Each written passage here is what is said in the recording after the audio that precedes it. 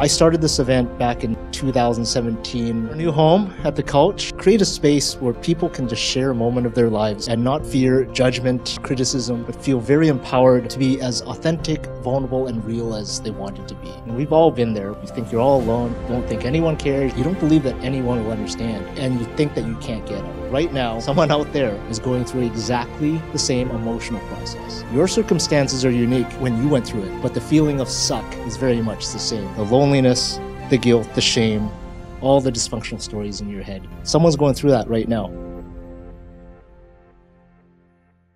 As Vancouver grows, so does the need for professional legal representation. With over 30 years of experience, Muldoon & Company offers initial consultation where your rights and options are explained to you with no obligation.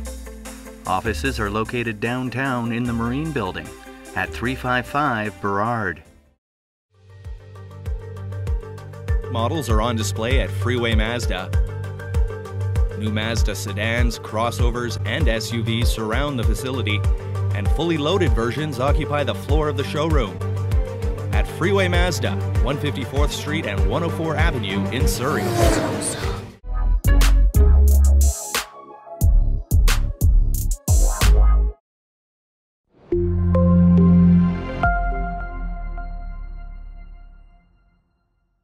I want to give a trigger warning. All the stories that you're going to hear tonight are personal in nature, and they can encroach on dark topics such as addictions, abuse, self-harm. And if you get triggered, please feel free to exit and take some time in the lounge. And then when you're ready, you can come back and join us at any point in time. Tonight's theme is vulnerability. Now, I don't know what vulnerability means to you. You will hear from our speakers what it means to them, but I will share what vulnerability means for me. And first of all, how about what vulnerability is not? Vulnerability, what it is not for me is emotional vomit, okay? Now, if you don't know what emotional vomit sounds like, I'll give you an example. So I had a friend recently come up and say, Winston, I really, really need to talk. You know all about this stuff. I just need some advice. I'm like, okay. We meet up. It's like, I went on a date. I don't know what's going on. Like, I'm not getting any responses. I thought it went great. I shut up. I'm like a type A person that, I had to like rein myself back in. Sat down, listened. I really tried to listen, but couldn't help but like be out there because I'm aggressive, like always be closing, A, B, C, right? Like, want to like get to the end goal. Maybe, like, should I have went in for the kiss? No, like I was second guessing myself. Now they're not responding. What am I supposed to do? What should I do? What should I do? I never told anyone about this before. Now I'm freaking out. I can't sleep. I can't eat. I'm losing weight. I'm gaining weight. I'm losing my hair. What's going on? It's like,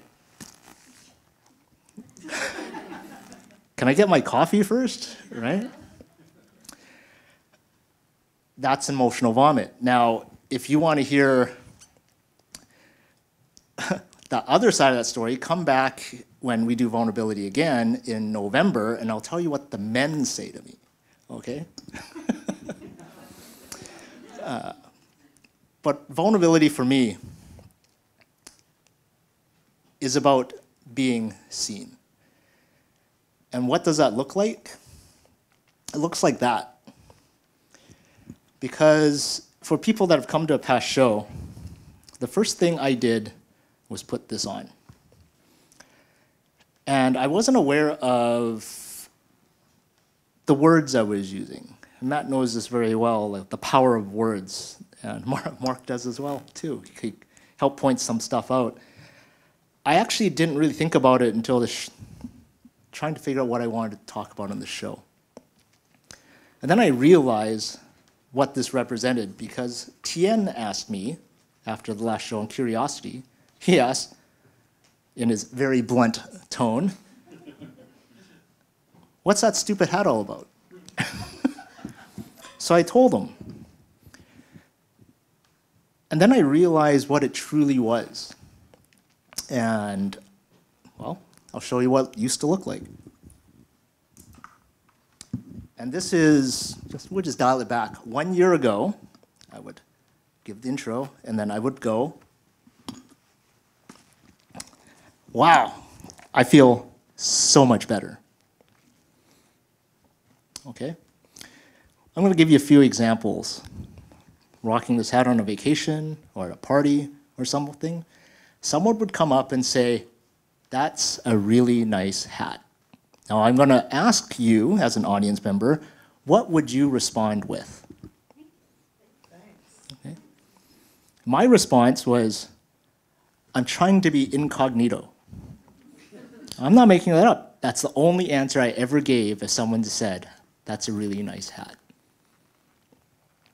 Then at my show, I had it on. I feel better. Okay. I realized I didn't want to be seen.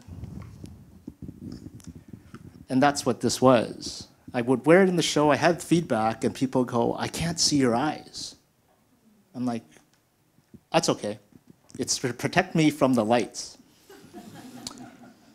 And then I hear that, I can't see your eyes. Until someone said to me the key words, I can't connect with you. And the irony of this whole situation was I desired connection more than anybody else. Yet, subconsciously, I was preventing it by wearing the hat. So I eventually took the hat off because I was shifting, but I still kept it here as a reminder for me and for you that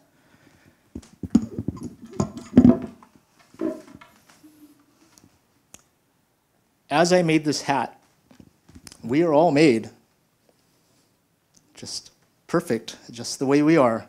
And if we step into the light, we can all sparkle, just as bright as that hat does. And that's what vulnerability means for me, to be seen, not to be judged, because your circumstances are different than mine. But we all are perfect. That's my definition of vulnerability. And I would like to introduce you to someone who is immersed in the subject, someone that more or less teaches it for a living. Because you've all heard of Brené Brown. Well, she's a graduate of her work.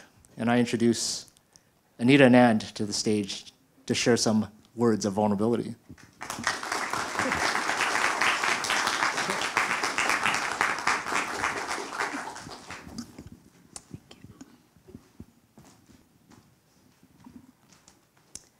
How many of you grew up believing vulnerability is weakness? I certainly did. And I don't know about you, but vulnerability was not a common household word for me growing up. You know, nobody said, oh, show some vulnerability, or, oh, it's okay to be vulnerable with your feelings. Most of the time what I heard was, what's wrong with you? Why are you crying? You know, crying isn't going to solve your problem. Pull yourself together and toughen up and figure out a way to solve your problem. So I grew up with very, very strong cultural messages that vulnerability was weakness. So I trained myself to wake up every morning, armor up, put on a brave face, and go out and do life. And I wasn't going to let anyone see how I was feeling or what I was thinking. And if I got hurt, my thought process was, I'm not going to let anyone see it. I'm going to be tough, and I'm going to pretend like it didn't actually impact me at all. And most importantly, I grew up believing that I had to protect that armor at all costs if I wasn't going to be taken advantage of. So I get it. You know, there are powerful, powerful reasons for why we still struggle with vulnerability. And that's because there are some really big myths around what vulnerability is and what vulnerability isn't. So let's look at some of those myths. The first one is what I just touched upon, that vulnerability is weakness. In all of Brené's 20+ years of research, she did not find one example of courage that did not involve vulnerability. In my career of 40 years, first as a teacher and a principal of a school, and now as a life coach and facilitator of Brené's work on shame and vulnerability, I have not come across one example of courage in my own life and in the life of my clients and my participants that did not involve vulnerability. Vulnerability, let's look at some examples. Vulnerability is waiting for the doctor's office to call back. Vulnerability is negotiating a raise. It's having to fire someone. It's sending your child off to university. It's picking up the phone and calling someone who's just lost a loved one. It's loving someone who's struggling with addictions. Vulnerability is not weakness. Vulnerability is our most strongest and most accurate measure of courage. You know, just the willingness to show up and be seen when there are no guarantees of the outcome, that is hugely courageous. The word courage comes from the Latin word cur, which means heart, and the original definition of courage was to tell the story of who we are with our whole hearts. You know, we spend so much time and energy and effort into bulletproofing ourselves and our lives, when the truth is we're not perfect, and neither are our lives. You know, our lives are full of struggle. And so when we tell the story and we're willing to show up and be real, there's nothing more courageous than that. And it's hard. You know, just because we understand that vulnerability is courage doesn't make it easy and effortless. It's actually really hard. And it requires us to be brave, which is why most of us tend to avoid it. It requires us to choose authenticity instead of armor. It requires us to choose to live in integrity with our values, even when every cell in our body wants to protect ourselves, run for safety, and we want to have some measure of control and predictability in our lives. So interestingly, there are two paradoxes that surround this myth. The first one is, it may be courage in you, but it's weakness in me. And the second myth is, when I meet someone new, it's the first thing I look for in them. I want to see real. I want to see raw. I want to see vulnerable. I want to see someone who's comfortable in their skin, someone I can relate to. But it's the very last thing I want them to see in me. So those are the two paradoxes around this myth.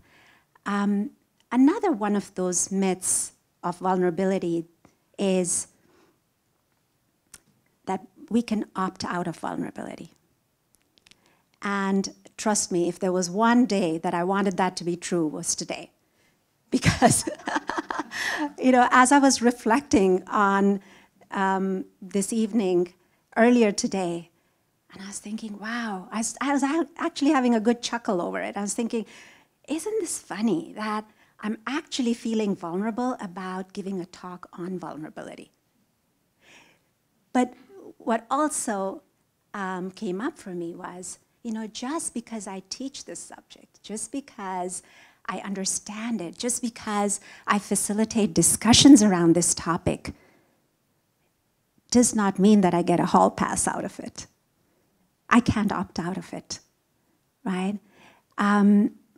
There's a very simple definition that Brené has crafted about vulnerability. And she says, vulnerability is risk, uncertainty, and emotional exposure. To be human is to be vulnerable. To be in relationship is to be vulnerable every minute of every day. To be a parent, to be a leader. We can't avoid risk, uncertainty, and emotional exposure. It's who we are. It's how we're built. It's how we create connection with one another. Most of us hate uncertainty. Would you agree? Yeah. We want to know exactly what's going to happen, when, and how. We want to control everything. But when we do that, we actually create way more struggle and suffering and resistance in our lives. And what we also create is something called extremism. Extremism, there's a simple equation for it. Faith minus vulnerability equals extremism. So faith is the vulnerability that flows between the shores of uncertainty. And by that definition, spirituality is inherently vulnerable, right? Because it requires us to lean into faith and trust, and we can't control the outcome. So as long as we're calling ourselves a human being, we can't opt out of vulnerability. And for those of us who choose to call ourselves spiritual beings, we have actually signed up to dance with vulnerability every single moment of every single day. Another myth of vulnerability is that vulnerability is oversharing. And I loved the example that Winston used earlier about his friend.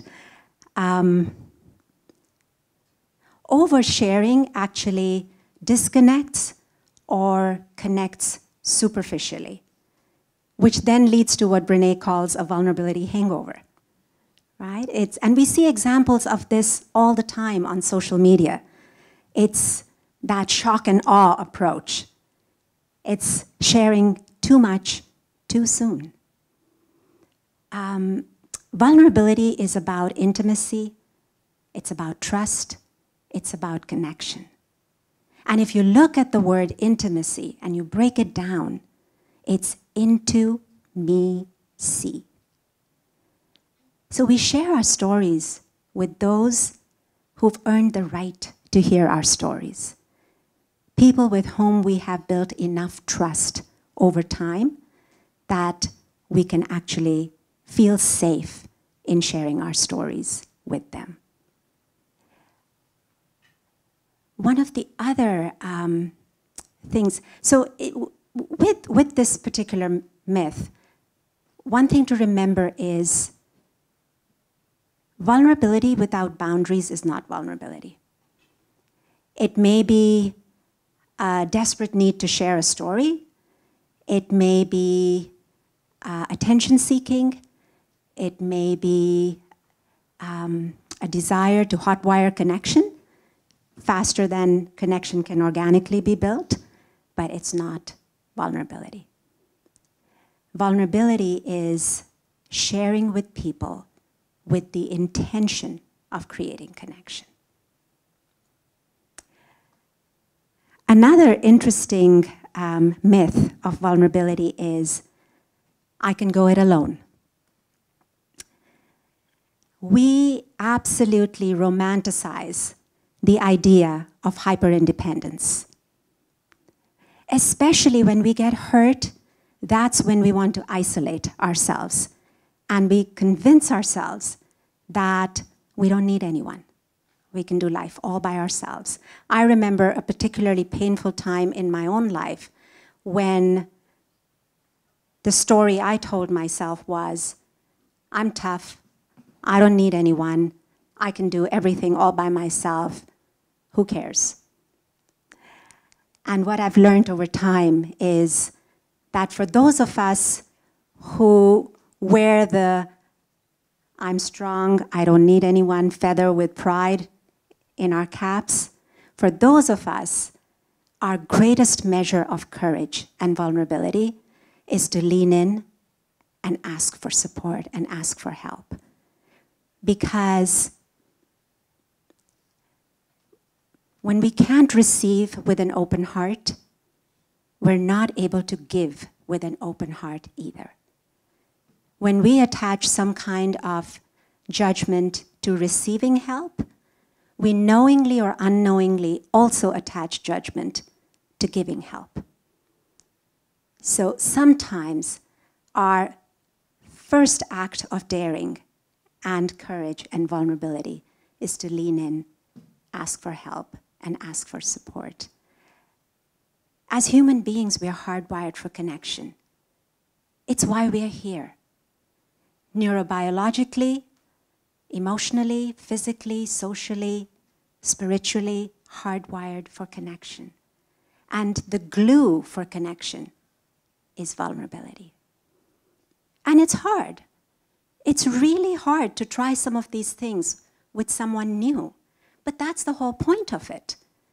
The point is to get to a place in our lives where we are very, very clear about those who love us, not in spite of our imperfections, but because of our imperfections. Because you know what? When people can love us because of our imperfections, it's a huge permission slip for them to also be able to be imperfect, so that they don't always have to worry about living up to our expectations, which then leads to shame and a whole slew of other things, which are unpleasant and break down relationships. So there are other myths, and there is the armor and the shields that we use to avoid vulnerability. There's, ways to embrace vulnerability, how to build more connection, how to live more wholeheartedly and more authentically in our lives. You can read about it in Brené's books. If you're ready to do a deep dive, you can come to one of the weekend workshops. But there's a lot more to vulnerability. This is just like the tip of the iceberg. And here's what I want to leave you with. No matter where this one wild and magical life of yours takes you, you are worthy of courage and bravery in service of creating the most wholehearted and fulfilling experiences in your life, in service of experiencing absolute sheer joy and authenticity in your lives. The only thing you've got to be willing to do is make friends with vulnerability. Why? Because everything that we want more of in our lives, love, joy, gratitude, deeper connections, creativity, innovation, everything that we want more of in our lives lies on the other side of vulnerability. We have to be willing to walk through vulnerability in order to access the magic in our lives. Thank you. Thank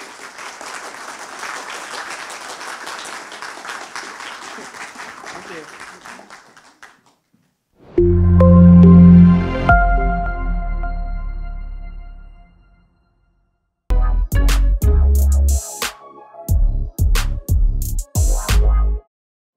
For the last 22 years of my career working with the big banks, one of the big things that people ask me is, Sean, what are you passionate about? And why do you do this business? Being able to help clients save money. Let's face it, life's expensive and it doesn't seem to be getting any cheaper. The key is consolidation and refinancing. Express Lane Auto Body is family owned and operated with over 20 years of auto repair experience. The ICBC accredited body shop is located at 132nd and 78th Avenue in Surrey.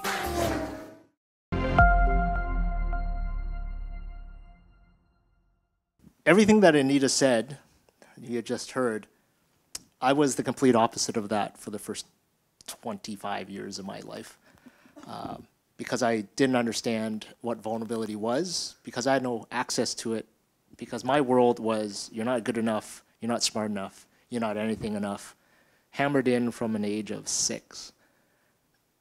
So I'm struggling to survive in a world that I wanted deeply to connect with people, but at the same time, the voices in the chatter, that I call it, said, you don't deserve any of it.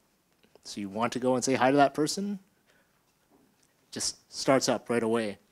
Not understanding that by walking through that, I can break this illusion. But unfortunately, the illusion was so intense and so real that I believed it, and that sculpted the next 20 years of my life. So what happens when you have this massive, massive buildup of guilt and shame and all these dark emotions that then you just repress and hide from the world and put on the mask that everything is A-okay? What happens? Well, that's a story that I'll tell another time, but I will invite Bonnie Nicole to the stage to share her experience.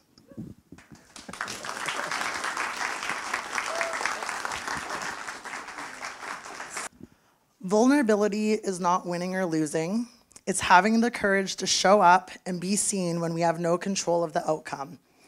Vulnerability is not weakness. It's our greatest measure of courage. Of course, no other than Brené Brown.